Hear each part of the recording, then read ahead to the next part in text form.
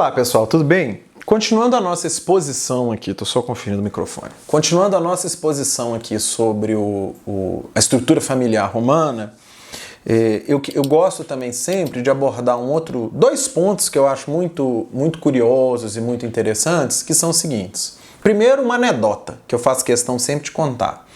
Eu fiz toda aquela explicação sobre como que se dava a formação da família própria Yuri, sobre a patrilinearidade, que a mulher, quando se casa, ela sai da sua família original e passa a integrar a família do marido sob os poderes do pater familias, se for ele ou se for o pai dele, o avô dele, que ainda estiver vivo.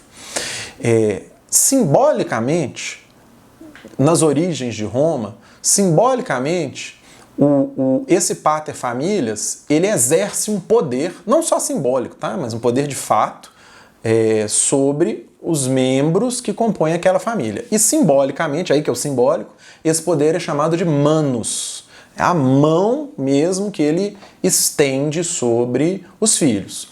Nos primórdios de Roma, inclusive, esse poder era chamado de poder de vida ou de morte.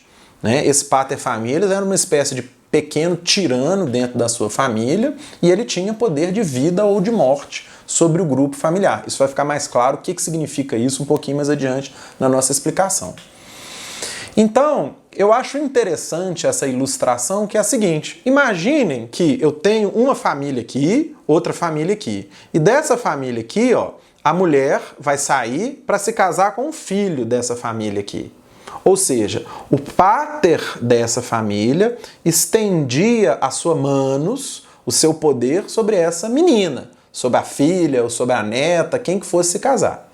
E aí o que ele vai fazer? Ele vai tirar a manus de cima dessa filha e esse pater familias aqui, seja ele, seja um filho dele, um neto dele, que vai se casar, mas esse pater que vai colocar a manus agora sobre essa outra filha. As mãozinhas aqui, ela estava sob a manus desse, saiu e foi para ficar sob a manus desses aqui.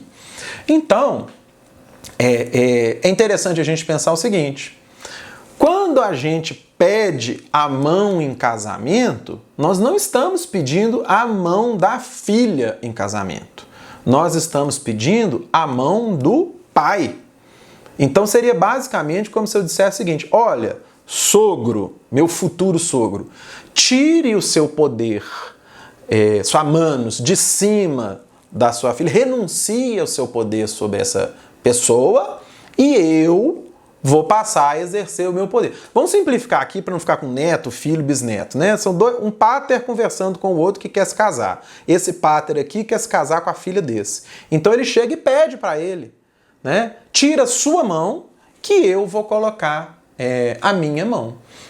Inclusive, uma das cerimônias, uma das formas jurídicas, nós não vamos abordar o matrimônio aqui nesse nosso vídeo, mas uma das formas jurídicas pelo qual o matrimônio se estabelecia em Roma, tem várias formas, mas enfim, uma das formas era como se fosse uma simulação de venda.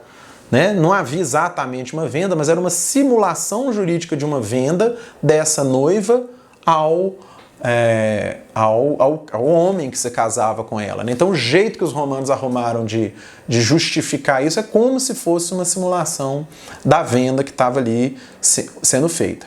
E eu acho que tem duas coisas interessantes também, que são muito simbólicas, mesmo nos dias de hoje, que no meu modo de ver só podem remontar às origens romanas. Se vocês também acharem que não, ou encontrarem outra justificativa, por favor, deixem aqui e comentem. Que são as seguintes: como que é o ritual que ele se dá dentro da igreja? O ritual clássico, da igreja. O pai leva a filha até o altar e entrega a filha ao noivo. A cerimônia de transmissão mesmo da filha em relação ao noivo. E o noivo carrega a noiva para dentro de casa. Aquela figura famosa do noivo carregando a noiva e na hora que chega na porta de casa que ele deixa a noiva pisar no chão. Por quê?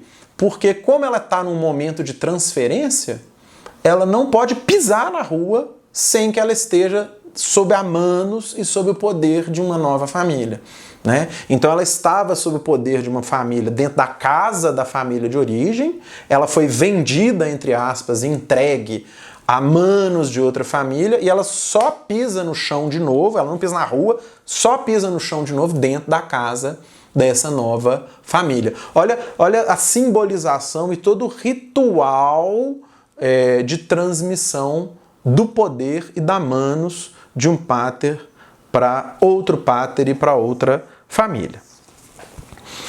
Espero que vocês fiquem com essa anedota, né? É um jeito interessante da gente lembrar o que é isso e ilustrar o que é isso. Inclusive, se a gente fosse até mesmo, né? Eu gosto muito desse assunto, eu começo a devanear nele, devagar nele.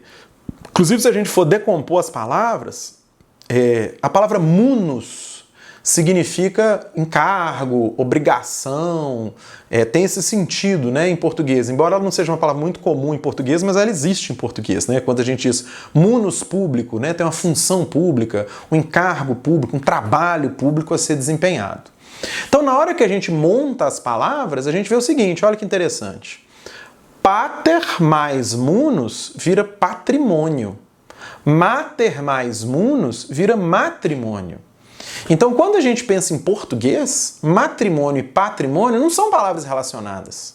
Antes de eu estudar na minha vida latim, com o falecido professor Gabriel, e de estudar direito romano, eu nunca tinha relacionado essas duas palavras, né? Agora, em latim, eu imagino que na cabeça do romano, como são palavras muito parecidas, os romanos relacionavam essas ideias, eram ideias muito mais fortes.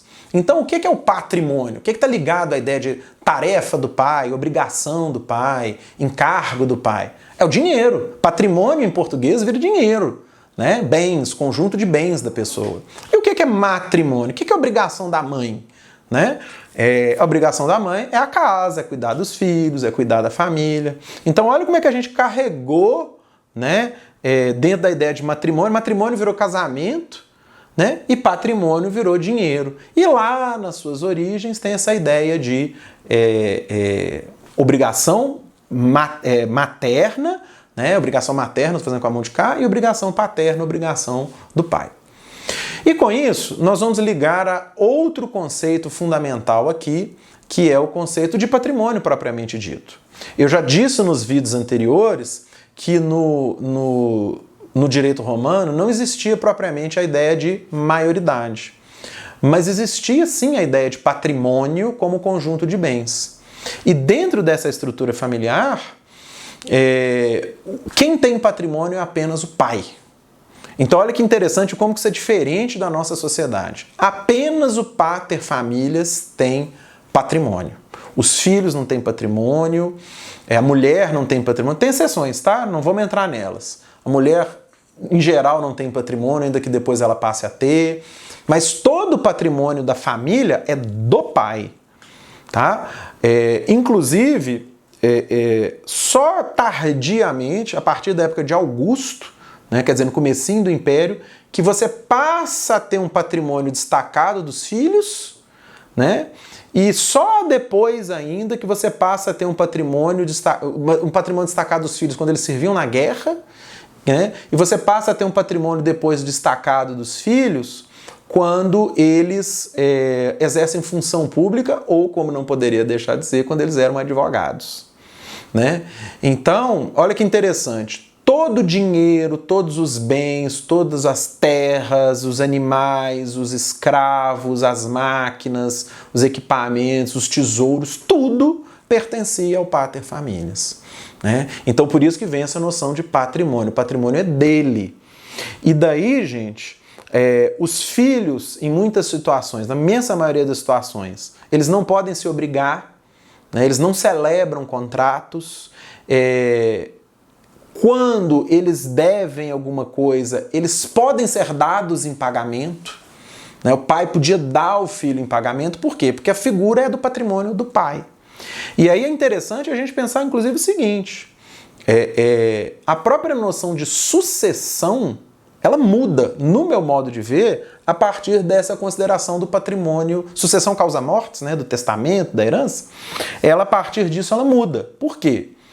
Porque, na verdade, não é que os filhos herdam o patrimônio do pai. Na verdade, na sua noção primitiva, é o seguinte: os filhos não têm patrimônio. Eles passam a ter um pedaço do patrimônio daquele pai que morre, quando eles se tornam seus pater familias. Então não é uma passagem de um patrimônio a outro, como é hoje. Hoje saiu da caixinha do que morreu, o chamado decuius, e entrou na caixinha de patrimônio do herdeiro. Antes não, esse filho não tinha patrimônio. O patrimônio era todo do pai. A partir do momento que ele morre, o filho passa a ter patrimônio e dividem aquele patrimônio ali do pai. Né? Então essa noção de ter patrimônio, não ter patrimônio, persona sui iuris e persona aliene iuris.